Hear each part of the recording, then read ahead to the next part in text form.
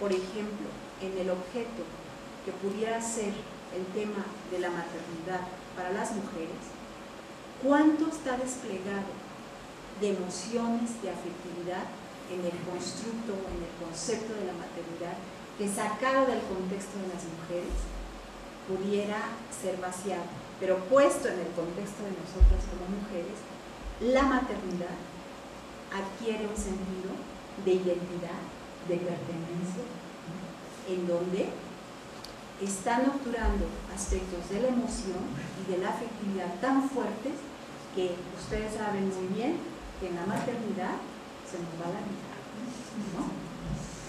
Eso nos construye también como mujeres, y esa parte nuestra es un proceso importante que, si lo observamos desde esta pertenencia de la afectividad, esta relación, por poner un ejemplo, ¿no?, la maternidad, pero pueden haber muchos otros ejemplos, quiere decir que hay una relación, una intercepción entre ese objeto representado y aquello que nos han dicho que somos, ¿no?, y aquello que tenemos que responder con las emociones que están implicadas en la construcción de la relación de lo que implica la maternidad con ese objeto, ¿no?, que sería el producto, que sería el hijo.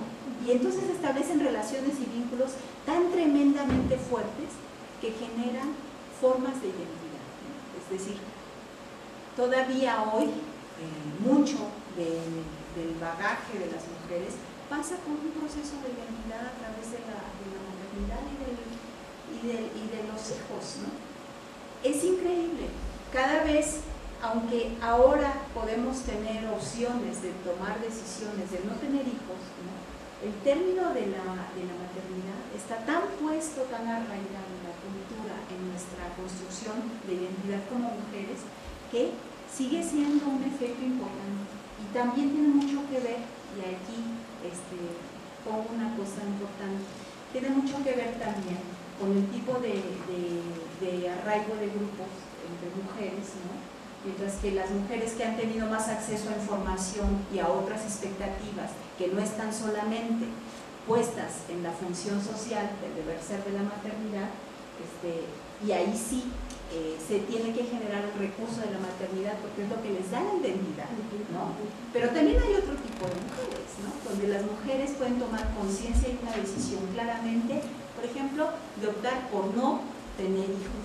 Y es otro tipo de identidad, es otro tipo de pertenencia social que sí genera diferencias entre las mujeres que no tienen otras alternativas y que su identidad sigue arraigada en la función social, ¿no?, a mujeres que no es desde ahí su función social, sino que se establecen otro tipo de vínculos. Pero ese es un punto para que ustedes vean qué importante, ¿no?, puede ser esta construcción social que donde nos han dicho que las mujeres, para eso venimos también al mundo, ¿no? Aquí mismo, Fátima, podría ser que uno tiene, por ejemplo, ¿no?, tradicionalmente por historia y todo esto que nos hereda, ¿no?, la representación social de lo que es ser mujer y cómo las condiciones sociales y la cultura en otros aspectos se van modificando, al punto tal que en muchos países europeos ahora el problema es que como las mujeres ya no se representan su ser mujer a través de eso, pues no tienen niños, ¿no? Y entonces solamente los migrantes se están reproduciendo. Entonces tiene que ver también con opciones, con oportunidades, y con esto que decía, bueno, que dices tú, dice Moscovici, ¿no?, de este cambio social que se genera a través de estas tensiones que van minando, ¿no?, una representación social tan fuerte, ¿no?, como puede ser esa mujer. Sí, ¿no? Sí, me parece bien pertinente lo que dice Lucero y me ayudas mucho porque ahí hay una parte en donde qué pasa cuando las representaciones sociales ancladas a una historia, a un proceso histórico, cuando las representaciones estas ancladas al proceso histórico tiene que haber cambios, porque la tecnología, el desarrollo, las condiciones sociales están imponiendo nuevas formas. ¿Qué pasa ahí? Se genera un cierto conflicto. Hay una situación de desestabilidad de sistemas de representación social. Y es ahí, en esa parte donde se desestabiliza el sistema sistema de representación, que es justamente donde se generan los cambios. Ahora, el problema que tenemos, de alguna manera, es que las resistencias para modificar una representación social pueden ser muchas, ¿no? Porque las representaciones se anclan también al mito, a la tradición, a la creencia, y entonces están arraigadas tan fuertemente, ¿no?, que hay una innovación, por ejemplo, tecnológica, o una situación social diferenciada que no tiene nada que ver con el arraigo del mito, que se genera un cierto conflicto. Y hay una inestabilidad en ese sistema de representación, que es justamente lo que hay que ver como el proceso de cambio, ¿no? Y no como una situación en donde podríamos tener varias lecturas, ¿no? Es decir, es que antes era la condición social mucho más tranquila, las mujeres ya sabíamos lo que teníamos que hacer y no entrábamos en conflictos, ¿no? No sé si lo han oído, ¿no? Como las abuelitas, ¿no? Pues es que nuestra función estaba muy clara. Y los niños estaban cuidados. Y los niños estaban cuidados y estaban bien alimentados, sí, y no iban a la guardería, ¿no? Y entonces no había este conflicto. Pero ahora la tecnología, y ahora nos dice, pues si tienen todo, el microondas, la lavadora, ¿no? Tienen otra mujer que se hace cargo de los hijos y que les hace ¿cuál es el problema? ¿No?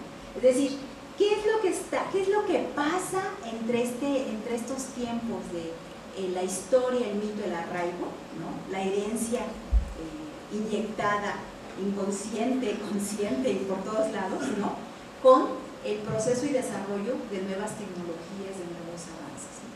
Creo que ahí es un campo bien interesante de investigación desde la perspectiva de las representaciones sociales, porque se están generando cambios importantes que pueden ser muy abruptos, pueden ser lentos, pueden ser progresivos, ¿no?, dependiendo de la dinámica de la representación social. Gracias, Cristina. Yo quería decir otra cosa, y es, por ejemplo, regresando a lo de la maternidad, puede haber contenidos de representación que se traducen en prácticas maternales, aunque se transforme el objeto como hijos. Entonces, por ejemplo, ¿no?, hay toda una práctica de maternidad que se ancla en una identidad, que se arraiga en una identidad, para no confundir, pero o sea, ¿cómo decir?, que cambia el contexto, la relación en cuanto al objeto dicho hijos, pero sin embargo que las representaciones de cuidar, proveer, por ejemplo, siguen siendo las mismas en un proceso de identidad. Entonces, bueno, no cuido a mis hijos, por ejemplo, pero si trabajo, cuido a los que están alrededor de mí en mi ambiente laboral, por decir algo, ¿no?, cosas así, que también es súper interesante en estos procesos de cambios, o sea, ¿no?, o sea, como aquí los contenidos de la representación cambian, pues solo cambia el contexto y entonces la identidad se transforma, pero esos mismos contenidos, cuidar, proveer, ¿no?, de una representación maternal, siguen siendo los mismos, por ejemplo, ¿no?, que también es súper interesante. Inclusive que te puedes representar, ¿verdad?, lo femenino adecuado y lo masculino adecuado, aunque ya no cumplas ese papel en los hechos, pero se espera de una mujer tal cosa, ¿no? Eso es interesante, la representación social de la mujer buena, honesta y tierna, ¿no? Entonces, sorprende que una mujer en política no sea todo eso, como es mujer y no es todo eso. En cambio, si el hombre es rudo, competitivo, gandalla, es normal, es hombre, ¿no? Entonces, a pesar de que se ocupen los espacios, de que se cambien los papeles, en realidad se sigue asimilando, ¿no?, socialmente, lo bueno y lo malo para hombres y mujeres de forma diferenciada, ¿no? Aunque no tengas los hijos propiamente, es cierto. Sí, yo creo que estas son aspectos que hay que profundizar y que desde un análisis de género es muy interesante, porque finalmente, como no es lo mismo analizar las prácticas, ¿no?, porque las prácticas del maternazgo, por ejemplo, pueden ser actualmente, se han modificado, ¿no? Sí. Pero en la parte subjetiva interna de esta concepción de la cuidadora y la buena madre, no se ha modificado, ahí está presente, ¿no? Digo, en el consultorio es típico, yo trabajo mucho con mujeres bien culposas todo el tiempo, ¿no? Siempre traen la culpa por delante, ¿no? Entonces, si son mujeres exitosas, profesionistas, les va muy bien en la vida, guapas, etcétera, pero traen unas maletas de culpas a los